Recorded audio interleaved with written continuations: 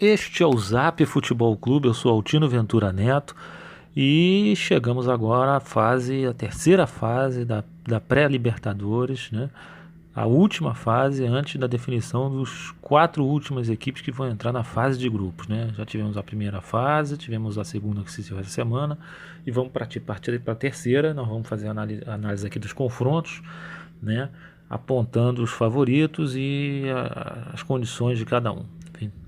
Bom, vamos começar com o confronto do Cerro Porteño com o Barcelona, né? O Cerro Porteño do Paraguai é o segundo maior campeão paraguaio, tem 32 campeonatos paraguaios, 41 participações em Libertadores, é o sexto no ranking na Libertadores, chegou a 6 vezes nas semifinais, a última delas em 2011.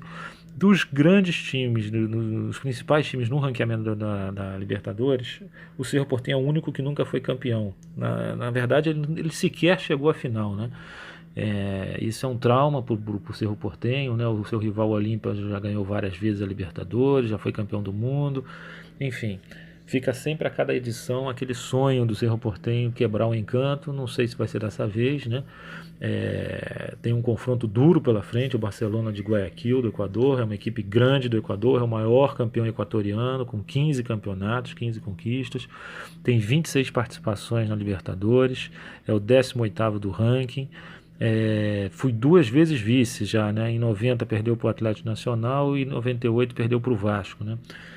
Confronto bem equilibrado. O Barcelona na segunda fase passou bem do Sporting Cristal, né? Goleou na primeira partida em casa, tem um time muito forte, fez muitos investimentos o Barcelona, né? E o Cerro Porteño passou também por um outro clube peruano, que foi o Universitário, que é também um time grande no Peru, né? Enfim, confronto equilibrado, né? Mas eu vou arriscar que eu passo o Barcelona de Guayaquil. Acho que o Barcelona está mais consistente e o Cerro vai ter que esperar mais um pouco para o sonho de chegar a uma final da Libertadores. O segundo confronto vai envolver o Palestino do Chile contra o Guarani do Paraguai, né? O Palestino do Chile, ele conseguiu passar muito bem, com muita tranquilidade pelo estreante Cerro Largo do Uruguai na segunda fase, né? Passou bem. O Palestino é um clube médio do Chile, né? Ele tem 2 campeonatos chilenos, o último em 78, já tem tempo que não é campeão chileno, né? Ele foi o clube que revelou Dom Elias Figueroa na década de 70, né? Tem 6 participações na Libertadores, ocupa o ranking 67 na Libertadores, né? Vem participando das últimas edições de Sul-Americana, chegou a eliminar o Flamengo e também na Libertadores, né? O Palestino vem se consolidando aí como uma equipe que pode tentar subir seu papel dentro do cenário chileno, né? E vai cruzar com uma equipe perigosíssima que é o Guarani. O Guarani é uma equipe quase grande do Paraguai. Ele tem 11 campeonatos paraguaios, é a quarta força, o quarto nessa que mais ganhou. Tem 18 participações na Libertadores, bem mais rodado do que o Palestino, ocupa o ranking 37 e chegou na melhor posição, foi numa semifinal em 2015, né? Naquele ano já tinha eliminado o Corinthians, né? Perdeu a semifinal para o River, que veio a ser o campeão, né? E na fase anterior, na segunda fase, o Guarani eliminou o Corinthians, já tinha eliminado o São José na primeira, né? E eliminou o Corinthians surpreendentemente, né? Eu tinha até avisado que era um jogo duro, né? Apostava até no Corinthians, mas não era uma barbada. E o Guarani mais uma vez surpreendeu e derrotou e eliminou o Clube Paulista. Confronto equilibrado, mas com um leve favoritismo para o Guarani, do Paraguai. O terceiro confronto envolve o Tolima da Colômbia contra o Internacional de Porto Alegre, né? O Tolima já foi 2 vezes campeão colombiano, uma delas a última em 2018, quer dizer, título recente. É exatamente essa equipe que vem melhorando, que vem nos últimos anos tendo campeonatos com muito mais consistência. Tem 8 participações na Libertadores, ocupa o ranking 60. Em 2011 eliminou o Corinthians na pré-Libertadores, né, com Ronaldo e tudo. Foi a grande façanha do Tolima, né, nessa Libertadores até hoje, né? E na segunda fase o Tolima, como eu tinha previsto, pegou o Macará do Equador e passou até com uma certa facilidade, como eu imaginava.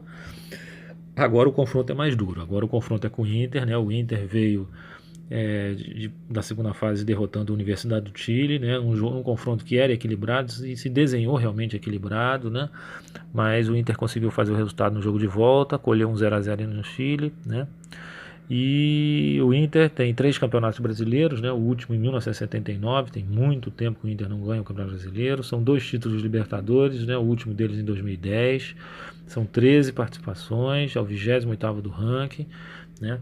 O Inter certamente tem mais peso, mais bagagem, favoritismo contra o Tolima, mas é um jogo que requer cuidado, principalmente porque existe uma pequena altitude lá em Bagué, que é a cidade do Tolima, né? E o Inter tem que ficar esperto. O Inter ainda não conseguiu desenvolver o novo padrão do Kudê, né? É, enfim, vamos aguardar. E o último confronto da última fase da pré-Libertadores envolve o argentino do Atlético Tucumã contra o Independente de Medellín, né?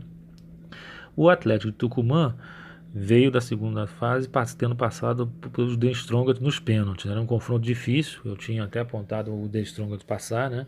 Era um confronto equilibradíssimo, como se revelou, né? E o Tucumã conseguiu passar. O Tucumã tem 2 campeonatos da segunda divisão no Campeonato Argentino, ele vai para a sua terceira participação em Libertadores, ocupa o ranking 92 e ele nunca passou da fase de grupos, né? Ele está tentando retornar à fase de grupos, né?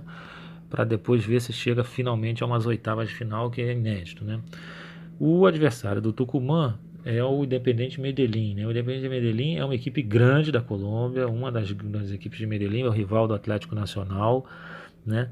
Ele passou pelo Deportivo Táchira da Venezuela na segunda fase, como eu tinha previsto, que ele era um favorito nesse confronto.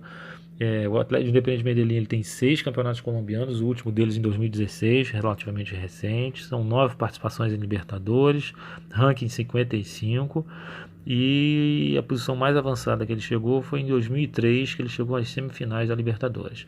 Confronto também com um certo equilíbrio, mas eu acho que passa o Independente Medellín.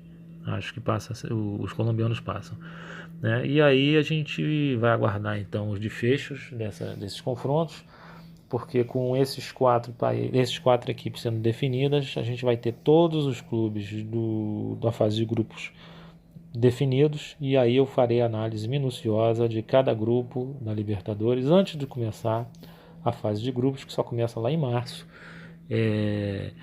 Bom, é isso aí, são essas minhas avaliações, meus prognósticos. Vão lá, deixem sua opinião, sua avaliação, o que vocês acham, quem chega à fase de grupos. E forte abraço, galera, até a próxima.